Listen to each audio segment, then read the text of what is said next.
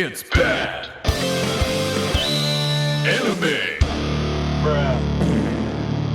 Sit down, sailor. It's time we do this. Okay, all right. Yes, and as you were mentioning, I forgot to hit record, but as you were mentioning, I'm a bum.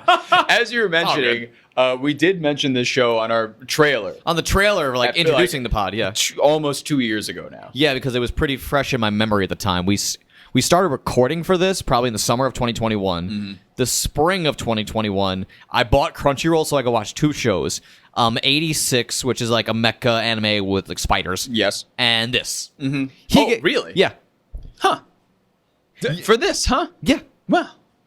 Okay. Yeah, it was entirely because Giga did a spring anime 2021 video. Oh, and he wow. mentioned this one. And I'm like, this sounds like it's going to be horribly stupid, or it's going to get really dark, and I'm going to enjoy a lot of it. Yep. And So- we will analyze that today. And what's the show name? Just so everybody knows. It's a long one. Are you ready? Yep, I'm ready. I don't know the full Japanese, but part of the Japanese works its way into the main title. But we'll be calling it Higehiro from here on out. Higehiro, But okay. the full English title, I believe, is Higehiro.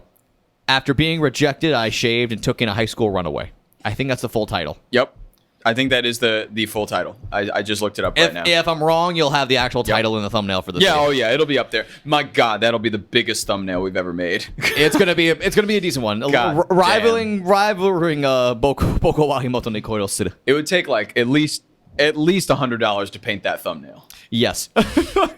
Well, to make the font really small, and Just really tiny. and we'll do the best we can. How do we go from liar to this? To this, Jesus Christ! Oh my God, you got to believe that every time it's like a really short thumbnail, I'm in heaven. Yeah. I'm like, Black Lion, you fucking got it. Kite. Kite, easy. Like the one word thumbnails, oh, Yes, phenomenal. the best. Isekai month was rough for me. That was a fun month. This is going back to that. Well, Isekai month was rough because the shows were mostly terrible. Yeah, true. I mean, especially that like aristocrat bullshit that we had to watch. Oh my God. Yeah. Don't you love like when opinions change over time, but when also they don't? Oh no, I like it more when they don't. I like it more when they just get like more extreme. Like, no, that sucked, and it still sucks. I Yeah. hated it, and it's still bad. Well, funny thing is with this show, honestly, my opinion on this show has changed several times in the intervening 2 years since I've watched it. That is fascinating because did you watch the whole thing 2 years ago? Yes, it did. Okay, all right. And just to be clear, after 2 years of knowing about this show, from when we did our first trailer, didn't see it at all. Yeah. When you suggested that we do an episode on it, I was like, absolutely, you're right. We've kind of like we keep been putting it off. Well, not even actively putting it off. It's just been like completely Yes. completely forgetting about it. It's more passively accurate. Yeah. Putting it off, exactly. Yeah.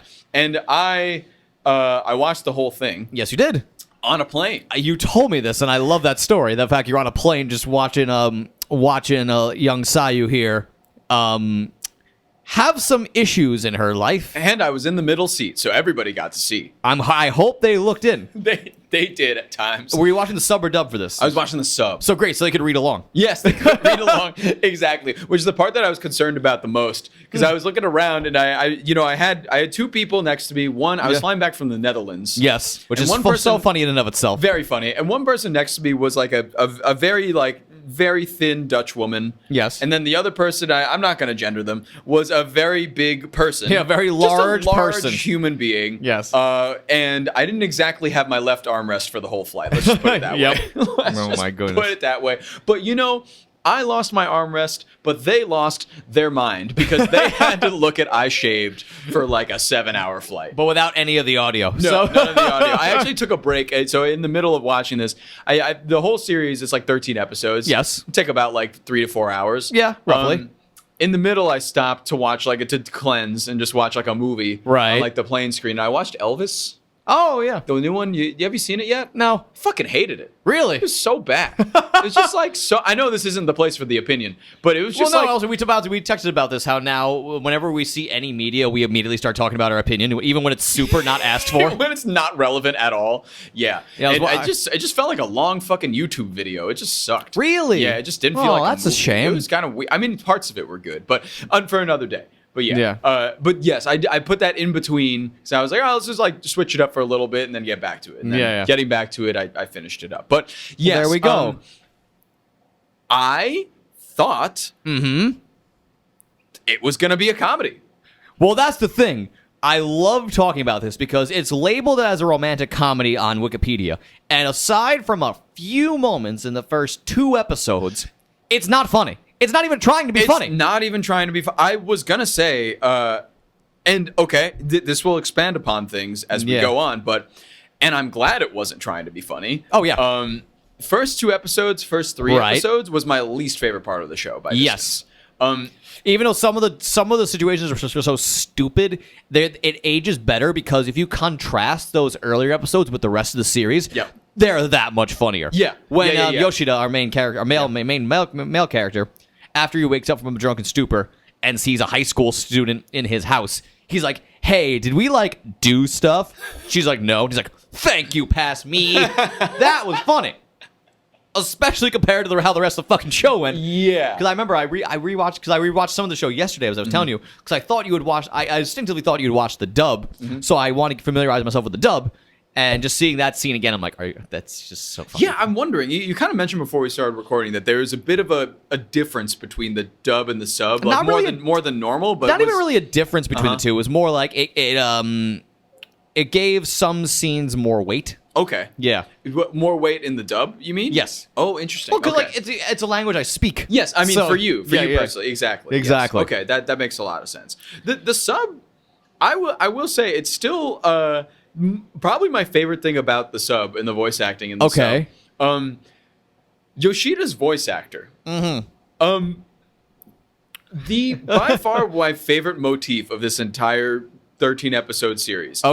Was anytime something stupid or weird happened in front of Yoshida, the first thing he would do before assessing the situation was just go, "Huh?" Yep. Oh my god. And the Japanese voice actor hit that shit. And it wasn't too much. It wasn't like every 5 minutes. It was like twice an episode. Maybe, yeah. Or maybe like once every conversation, there would be a moment where somebody would be like, "But what if I shoved my big titties in your face?" And he'd be like, "Huh?" Yeah. That literally happened at one point. So funny and deflating at the same time. It was just great. But yes, I did appreciate the sub for that reason. I didn't even know there was a dub out there. Because Crunchyroll did change its format a little bit. Yeah, yes, that's right. But So, I was able to watch the sub, though, on the flight. Well, there we go. Yes, I watched the sub originally 2 years and change ago. Almost 3 years at this point. Goddamn. It's probably 2.5, maybe not 2 3/4 years ago. Yeah, so this one baked in my head for a very long time. Yeah, and just so everybody knows that's listening, just give you a brief sum up of the plot. Because, so Yoshida, coming home drunk from an event, wants to fuck his boss. It's not an event. He's out with his boss for drinks, and he's like, I like you. And she goes, "No, I'm in a relationship, and it's serious." He goes out drinking with another work friend immediately and goes, "That bitch rejected me." And the coworker's like, "Can you not do this, please?" You're being so loud, sir. I forget his name, but he was like one of my favorites. Yeah, he was a great character. He was just like a great moral compass. He just sat there and it's like, Hashimoto. Hashimoto, yep. Hashimoto. He just sat there and was like, "Dude, just like not now, please. Go home. You're drunk." Like the most level-headed character in this entire show. So he stumbles home and then he sees fucking Sayu, our main female character, sitting under like a lamp, like a street light with nowhere to go. And he's like, "What are you doing here? You're too young. Get out. Go home." And she's like, "Nah, how about I just come to your place?" And he's like, "What?" And he's like violently drunk. So he's like, "Yeah, whatever." And she eventually she convinced him. Didn't take much. Yeah, it didn't take much at all. And then there is this kind of, in that first 3 episodes, there is kind of this situation where she is staying at his place. Yeah. And he's kind of like okay with it, but it's a little weird. And she's often just trying to bone him. Well, yeah, as payment. Because she is, as we learn, she has been staying at people's places in Tokyo. Yes. Just dudes' places and just paying them in sex. Yeah, she's just for staying at their place. She's been banging dudes for housing for months before this. Which is pretty dark. Yeah. Yes. Brought me back to Hanano Asakagumi a little bit. Yep, definitely. A little bit. Once I got some of that dark sauce, I'm like, go on, show. Yeah, I knew you would. I fucking knew you would. Yeah, no, of course. How can I not? And yeah, so that was like entering, but it was still kind of like a comedy at that point. So the tone was like I think I like how they did it though, because they kind of led you on with a leash. Yeah. So you were like, oh, everything about this is funny. Except what was that? Yeah. Can we go back? What? And to be fair, Yoshida immediately got very mad when he heard about this. Yes. And there was one line of dialogue which really got me. Early on in the season where like.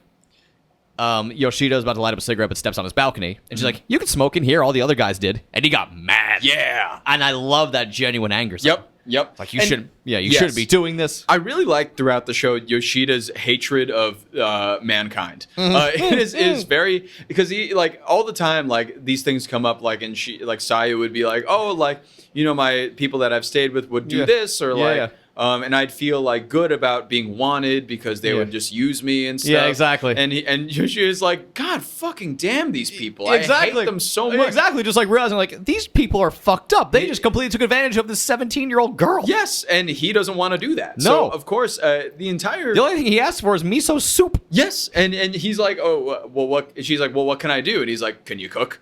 Yeah.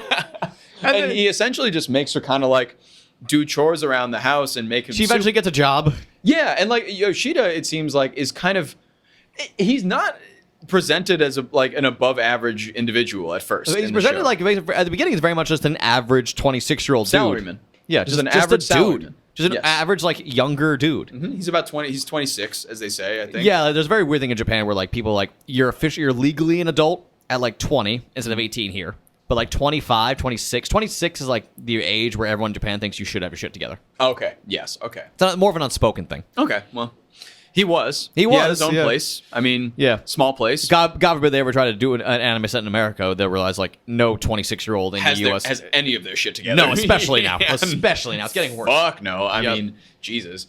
But yeah, so she's staying with him early on, and early on she makes a lot of like sexual advances towards him.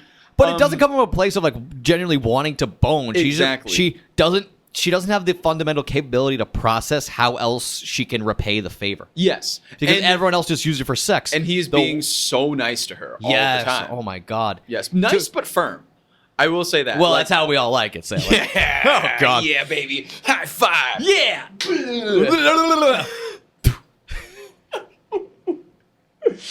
Oh God. But anyway, extending to his kindness, like, he's like, all right, you don't have a phone.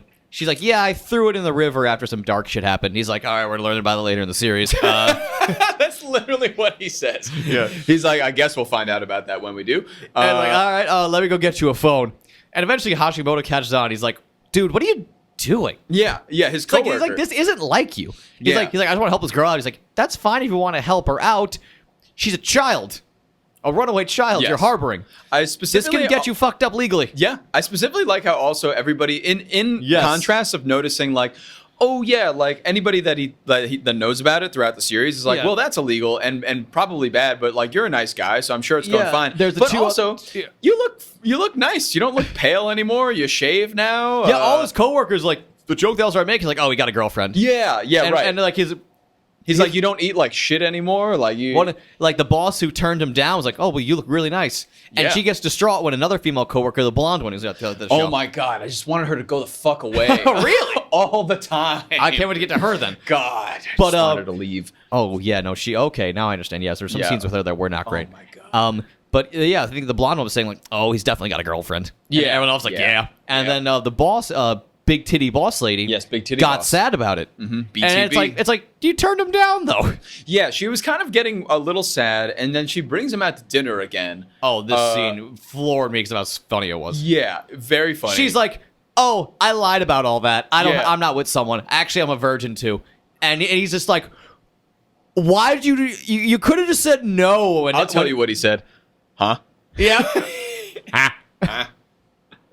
Oh my God! Yeah, so she is over just here. Just lied about like having a fiance or a boyfriend or whatever. Lied to him because she was nervous.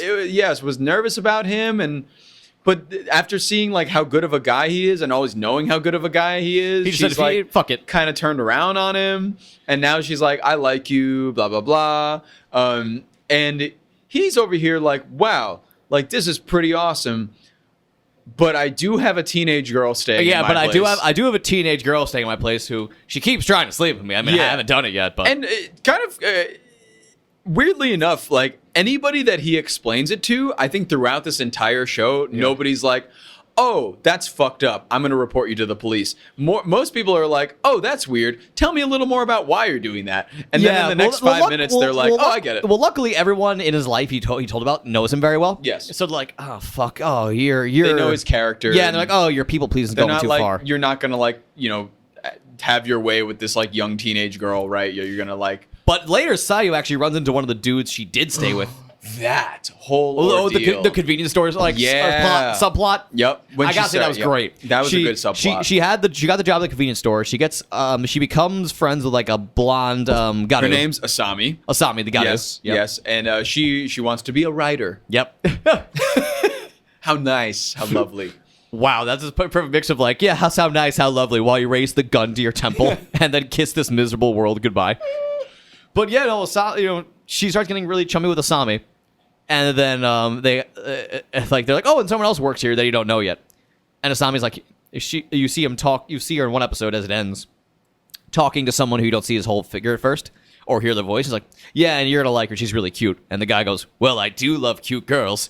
And you see it's the dude who was boning Sayu in a flashback. Yep. So now we know, like, oh, this is one of the many dudes she was like boning for housing at one point. Yep. This is happening. And then when they actually do meet, the dude's like, oh, Miyuki. It's like, he's like, no, that was a fake name. He's like, oh, what? He's like, oh, your name's Sayu. Okay. And she's like, you don't know who I am. And he's like, I do. And she's like, no, you don't. He's like, we boned. And she's like, fuck. He's like, yeah, you're right. Shit. And then she's leaving, and then she leaves work, and then he's like, comes after her, and he's like, he tries to force himself on her. Yes. Well, at first he's like, okay, hey, listen, like, you want to like go like have sex again? Yeah. Because they have multiple times. Right. Apparently. And she's like, no, I don't want to do that anymore. And he's like, well, where are you staying now? Are you fucking another guy? Right. And she's like, yeah, I'm staying somewhere else, but I'm not fucking another guy. Right. And he's like, all right, well, I want to see you fuck this other guy. Like, can I go to this guy's place? And she's like, no. And he's like, but if you don't show me this guy's place, I'm going to tell our manager, who's your friend and totally wouldn't rat you out anyways, that you're staying at a guy's place that you're fucking.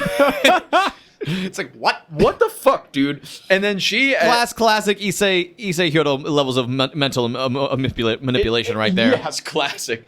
And she responds to that with like, oh, okay, I guess I have to bring you over. I'm like, no, you don't. No, you don't. You didn't have to do that. Just do something else. He could have told your boss, you're tight as fuck with your boss. And she would just been like, oh, I want to meet him. Yeah, exactly. That would be it. But then like, yeah, they go back. Eventually, they go back to like he finds his way back to her place and I remember he tries to do something. But then Yoshida comes home and is like, oh, no, you don't. Pulled him out, fucking beat him up a little bit. Yep, throws him against the wall. Yeah, threw him out. And he's like, well, damn. By the way, I'm totally not going to report you because I also fucked that child. He's like, I'm not having sex with her. He's like, yeah, but I did, and I don't want to get arrested. I'm like, well, hello, scumbag. I guess this is goodbye. This is the end of this subplot, but it was steamy. It was really steamy, and also because you could tell like Sayu was like in her dread having to confront like yes. Like she's just getting over that portion of her life, and now to have it slap her in the face. Yep. And a part that I know yet you were interested in because of how dark it was when he was like, it's pretty graphic, but when he was like trying to like force himself on her, and she was like fighting it, and then she like had this mental thought of like, oh well, I forgot about that. But if I don't let him have sex with me, he's going to tell everybody that I'm staying at Yoshida-san's place, and then Yoshida-san's going to get in trouble for me, so I might as well just let him bone. Oh, and then she just like put her hands down and just went limp and was like, just do it. I forgot about that. Oh my God. It got so dark. I think I blocked out that part because I think I was screaming Yoshida at my computer 2 years ago. Where are you? Like, get in here. Do something. Yep. And he came back. Thank God. And he came in at the right time and like took care of business. And the thing I liked about that scene too is that guy like poked a lot. As much as I fucking hated him, he poked a lot of holes in like Yoshida's plan. He's a good heel. What he was doing. Yes. He like brought up a lot of points that was like, why are you doing this? You know, like, you're right. And then there's a lot of moments in this show where Yoshida himself is struggling with, am I doing this because I'm trying to help her? Or am I doing this because I want to do this? Like, I need her in my life. Yeah, like what to what capacity do I need her? Right. And why do I need her? Right. What do I need? Do I need that younger sister to look out for me? Do I need something more intimate? Like Yoshida doesn't know. Yeah. He has no idea. Because he's just been living in like a dirty hovel for so long, and she's cleaning the place and making him making him make sure he's well fed and shit like that. So he's like, fuck. Well, shit. Codependency, never heard of it. Yeah. Yeah, God. Yeah, but they like went through a lot. Yeah, they did. In this show. They did, and especially early on. And towards like the... Because if you look at the show in quarters, the third quarter is where it dragged a little bit. Yes, I completely agree. Where Sayu's brother showed up. Yep. And, is that we still... I think we're still going. I think we are. Sweet. Okay, cool. My computer just went black for a second. And it's been so long since we did it in person. I'm like, what is anything? What? Are we okay? I'm an innocent child. I'll just keep my mouse over here. If only there was some hot 26-year-old male who could like house me and feed me. Oh no! I'd make him miso soup every day. And it would be delicious. It'd be very, very delicious. I don't know how to make miso soup. Neither do I. I imagine it's very easy. I don't It's fucking... just water, and then you throw some miso in, And throw the soup in, and then it's miso soup. Yeah, just yell, here, doggy. Lick it up. Bark for me.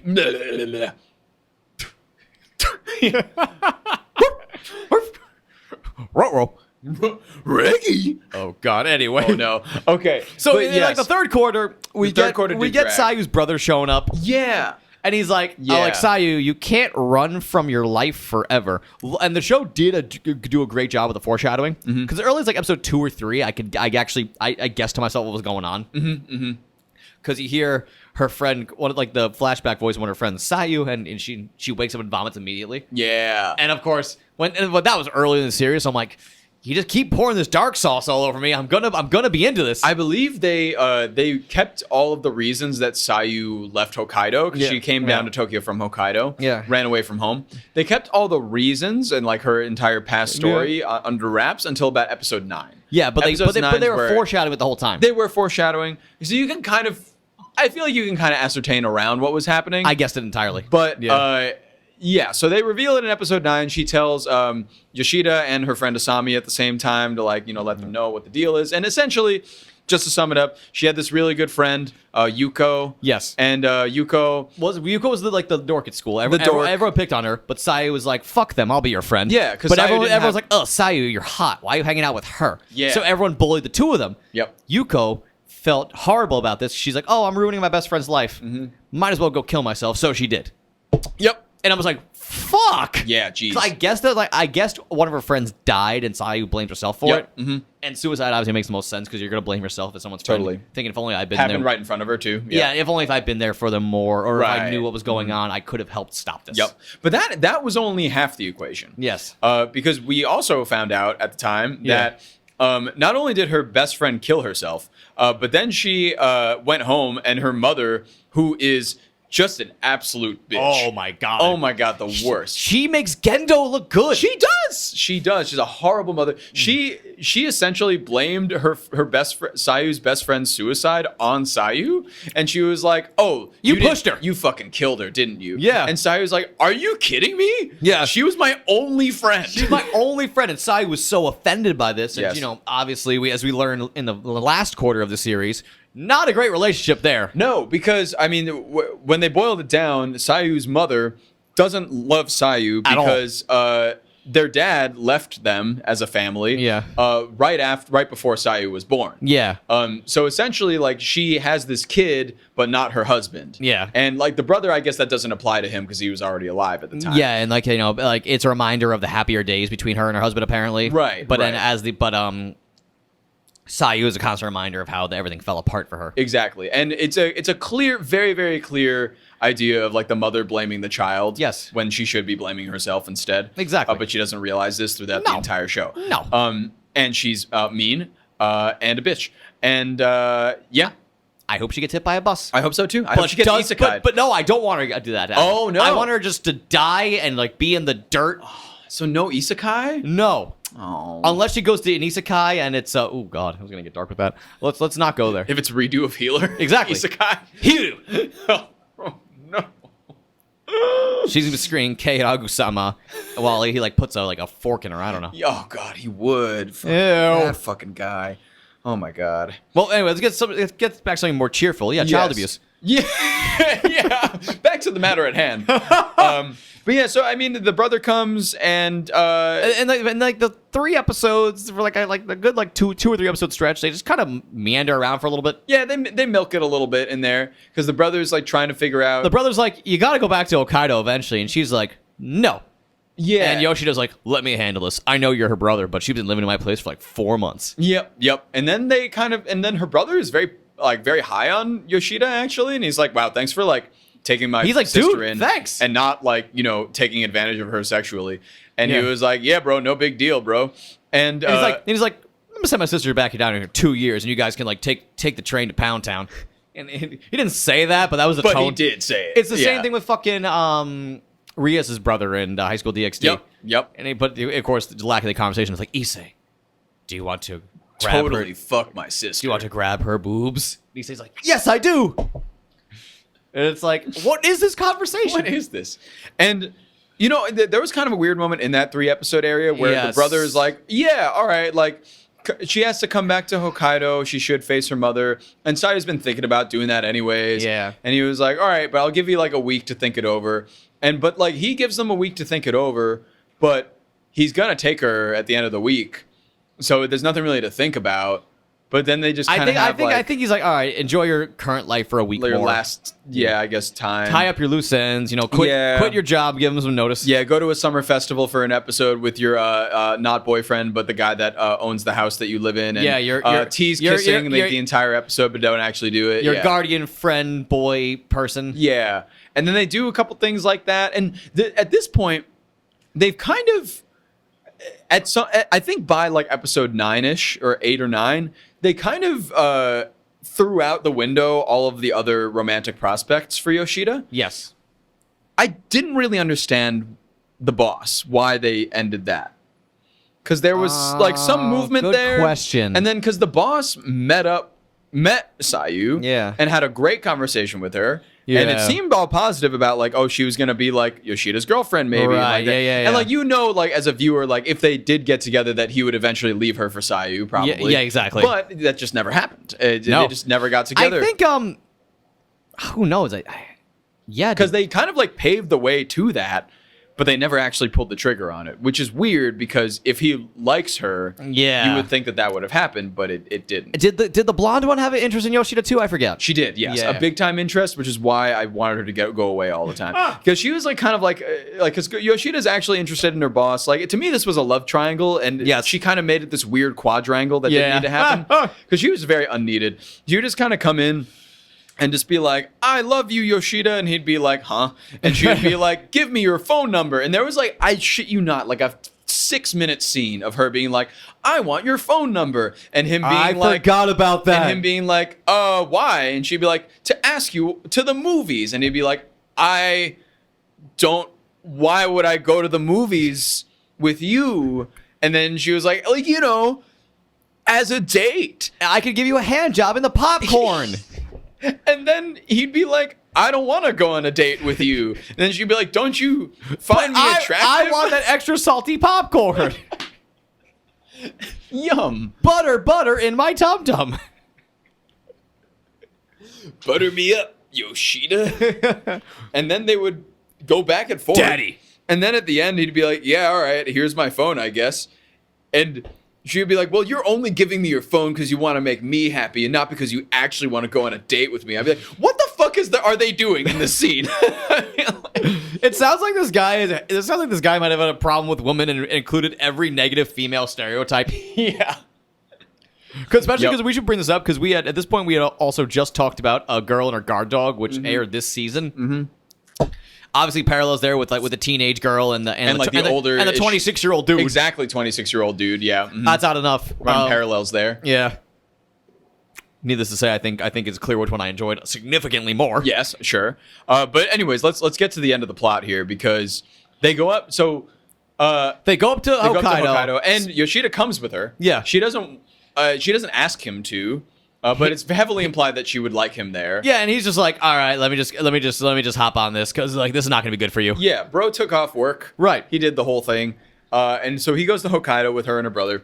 They visit the school. Yep. Where her friend committed suicide. She cries. He cries. Everybody cries. Everybody cries. But I mean, it's a little fucked up to bring her back to the scene of the crime. I understand it's part of the healing process, but like, oh, dark. Yeah, she went there. She did it herself. You loved it. Yeah, I did. Yeah. It's like, oh yeah, you don't want to get over the suicide. You have to stand right where it happened. It's like, how about no? How about no? And then, oh my God, there was that part where they were on the roof, and they like, of course, they put up a huge fence now on the roof so that nobody else commits no one else suicide. does it. Yeah. And she was like, I really do wish this fence was here that day. And Oh, Yoshida's yeah. like, God damn it. Like, okay, maybe this wasn't a good idea. Maybe we had a bad idea today. All right, guys. She's having PTSD. Let's do something else. She was also bleeding on her hands because of how hard she was gripping the fence. Forgot about that. Which was a whole nother thing. Oh, boy. But yeah, so they do that, and then they go to the house, and then they have kind of this long-winded, multi-part conversation with the mother, which was good. I think I wanted that, like, cathartic release of, like, here's what you fucking did to your daughter, you piece of shit. But Yoshida never did that. That part never came. Yeah, he was kind of more calm and collected, and then he ended up like getting on his hands and knees and begging her to take Sayu into her home, because his reasoning here is that he can't be her guardian. Yeah. There's only one person that can be her legal guardian, and it is her mother. And only one person that could raise her to an adult age, and that is her mother. Well, so Yoshida wants her to stay. She's 17, presumably a few months into this point. So luckily, adult age isn't too far off. From Not too far. At least like until she finishes high school, which is, they say 2 years. Exactly. To finish high school. Yeah, because she's missed so much time. And then figure out held back a year. Yeah. So figure out what to do then. So eventually they kind of like whittle down the mother through like a series of like in and out conversations. Yeah, and then the first couple moment, like that's like the big last arc of the show. Yeah, it is this, and next thing you know, fucking Sayu Sayu gets slapped by her mother immediately. Yep. When they enter the house, the mom just comes up and just slaps Sayu really hard across the face, because there's this whole kind of thing that was going on. The brother kind of explained it, that Sayu being away. Everybody kind of like was accusing like the mother of like some weird shit or like So the mother, the mother wasn't worried about her daughter. She was mad about the attack and like the damage done to her own ego. God, what a piece of shit! Narcissism. It was really class case narcissism. Yeah, because she was like, there was no. Like they almost got to a point where there was no human quality in her at all. Yeah, they almost got to a point where it was like she's just this wall of like cartoon villain of like fuck you, you. Yeah, that makes a lot of sense, honestly. Yeah, they didn't really, even in defeat, even when she finally was like caved. Yeah, fine, I'll I'll take care of my own daughter. Yeah, whatever. Yeah, douchebag. I swear, you gotta stop making me do shit around here. God. Jesus Christ. Yeah, so like eventually, even when she caved, it was like not even. Yeah. But it would have been unrealistic if it was like a complete turnaround, but I didn't want like a face turn. I wanted just like a bit of a like, you want to see more of a human qualities. Okay, that I get. And like understanding a little bit about what's going on rather than just walling up and being like, I don't fucking get you. You're a teenager. Yeah, exactly. Like, it was very weird. But they accomplished everything. They take the next day, Yoshida goes back to the airport. Take him to the airport, yeah. But the night before he goes to the airport, they're all staying at the mom's house. Right. And Sayu crawls into bed with Yoshida. Yeah. And he's like, what do you want? And she's like, well, it's our last night together. Don't you want to have sex? Yeah. And he's like, no. Nah, I think I'm good. And she's like, well, JK, lol. Anyway, thank you for like being everything to me. I just appreciate this man's wherewithal. Yeah. Like the whole time, the entire season, like they get pretty romantically involved over time, like emotionally. Yes. And I'm like, oh, there were some times where I thought like he was gonna do something. To his credit, he was like, no, you are a minor.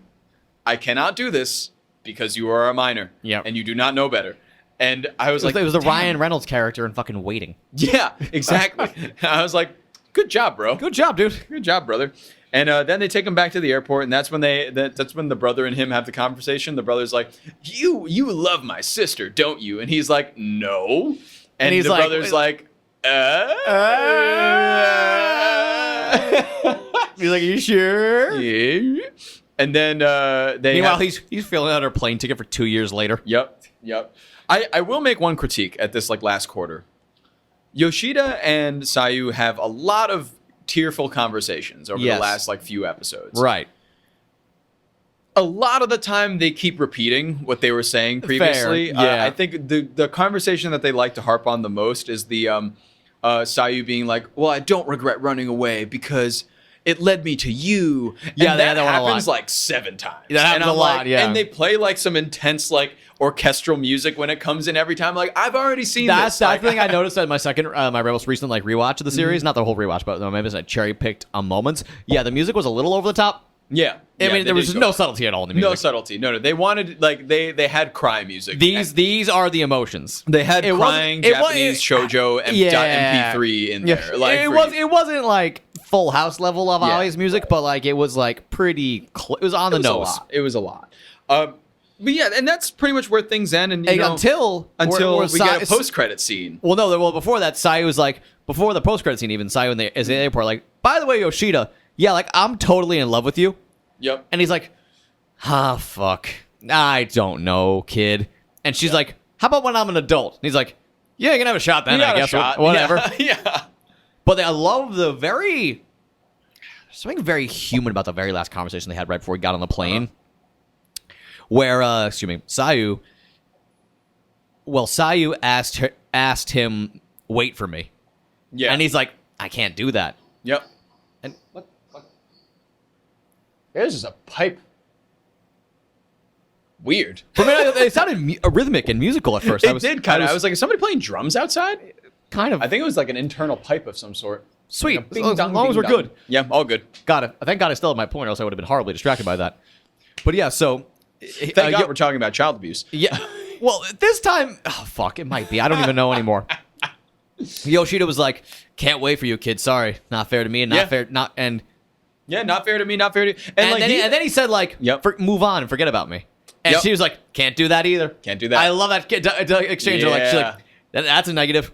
That's a negative. But very open about it, which I like. Well, that's the thing. They were so direct about it. She's like, I can never just forget about you and what you mean to me. Yep. But I also like enjoy the kind of not subplot maybe, but like another feeling like about Yoshida's character that it keeps coming up how throughout the series, maybe later in the series, how like, she needs him, right? Because of his home and providing. But he needs her, and like after they like leave at the airport, he gets home and he's like, "The fuck do I do for dinner?" And like she made him a cookbook. Yes. So instead of going to the convenience store like he always does, that got me emotionally. He makes the food, and one of my favorite parts was that he makes like, the miso soup, and he tries his own miso soup that she taught him how to make, and she's like, it's fucking terrible. Yeah, this sucks. And he was like, maybe I do need her. Oh my God. Yeah, so it was a nice kind of ending in that way, and I'm happy that they did the post credit too to like, oh my God, give you like the nice button on it. Yeah, too. the post credit scene, he's running around. You see, it's a big "Where Are They Now" type thing, while the intro theme song plays. They didn't do it in the beginning of the episode. They did the classic anime thing where they played it at the end of the show entirely. And then so you see all like the cast where they are now, and then Yoshida's stopping home for something, but he sees that same streetlight, and of course, a much more well-dressed Sayu is there. Yep. Same spot, and he repeats all the same lines he said to her when he was drunk as hell. I'm like, I thought you were wasted. How'd you forget? How'd you remember that? Yeah. And he was like, what are you doing here? A young lady shouldn't be out this time of night. And then Sayu said the exact same thing to him, and it's like, oh, yeah, they're probably going to fuck. Yep. And she was like, your place okay? Yeah, exactly. I don't know. The ending was because if you scroll down the comments for that episode, sure, very divisive ending. Really? Yeah. I'm surprised by this. Well, that felt to me like a very give the people what they want ending. But at the same time, it was so cool throughout the entire series to leave like the unknown. Yeah, or the fact that Yoshida said no. Mm-hmm. And how cool would it have been if like he went with someone else and she found her own path, and they still have that very eternal bond. Yeah, very non-sexual. But I guess like that would have been anime characters don't know any other relationship besides fucking. You're right. Yeah. You're right. But that would have been. I feel like as a viewer, to me at least, like that would have been very unsatisfying. Really? I feel like this was to me. This was the most satisfying way to end it. This was the most. How do I put this? This is the most immediately satisfying and cathartic, but maybe not the most super duper realistic and unique. Yeah, not unique. Definitely not unique. Yeah, absolutely not unique. Like within the first 3 episodes, you could tell that they were going to end up together. Yeah, I know, but like but they kept throwing some carrots at us. Where I'm like, they did. I'm like, dude, because my question wasn't, like, will they? My question was, does the show have the balls to have them not get together? Because, for example, a lot of those shows and manga that have like kind of an incestual vibe, actually a lot of time have the characters don't get together. Yeah, right. So I was wondering, like, there's some caveat, some precedent for them maybe not getting together. So again, I didn't dislike the ending. Like a lot of people did. A lot of people really dislike the ending, but who knows? I think just throughout the show, you can tell that he is in love with her and denying his love for her. Exactly. The entire time. But there's a thing. Yes. Could he eventually give that up to do what he knew was right? Because his whole character was based around doing what he knew was the right thing. And ultimately, he did, though. He did. He did do what was right at the end of the day. He let her go, and he was like, yeah. But it's still like... Become 19. Go become 19. And then come back. Well, I mean, he didn't even drop any cherries like, yeah, come on back in 2 years and we'll see. Like, that she was cool. the one pushing the envelope. Yeah, like, she was the one that really he's pushed. just kind of there being like, if that's what you want, like whatever you want to do in your life, like your whole life is ahead of you. Mine's like, I'm like in a stable place, so like I'm not changing. But much. I love it, like how Counter came like, I'm saying such a different place. I'm like, you're 26, dude. Yeah, you're like, not even remotely grown. Yeah, you're not grown yet. You got a lot of time. You got a lot of time. And the thing was too, like in those 2 years, it became pretty apparent that he didn't like date either of those coworkers that were into him. He didn't do anything. Yeah. He's at the same job. Yeah, he's same working job. the same thing. Very much in stasis for 2 years. He's hanging out a little bit more with Asami, and like she went normal Japanese aesthetic instead of the Gauru thing. She dropped that after like her first book got published or whatever. Yep. She went through a quintessential quintuplets protagonist transformation. Yes, but nowhere near. But yeah, the original was better. It's better. I agree. My girlfriend is the Gauru. I have no tie into that sentence I just said. Show. Funniest we've watched. So funny. But yeah, I mean, at least to me, I thought the ending was satisfying. Maybe now that you mention it, I can understand why some people would be like, oh, they should have done something like different. But I think I think you really got both. Because that initial ending before the post credits was like okay, maybe. It's like a maybe. It's not. It's not a bye, it's see you later. Exactly. And then the post-credit scene was that finishing the hand job. Was that hand job finished that you've been waiting about half an hour for, and you've been like, I don't even know if they know how to do this. Like, I mean, a man knows what a man wants at the end of the day. It takes a man to know what a man likes sometimes. Just rip her hand off, like, let me show you. I'll do it. But yeah, I think I like that we got those, because then we got that beat, and then we got the end beat, because to be honest, when I found that first ending, I was ready to be unsatisfied, and I was like, I am ready. I was ready. I said that so far away from the mic. I am ready to be completely flaccid, ma'am. The beginning of every sexual encounter I have, I'm ready to be unsatisfied. Ma'am, scream, ma'am, like you're mad that she's a female, ma'am. But at the end, I'm happy that.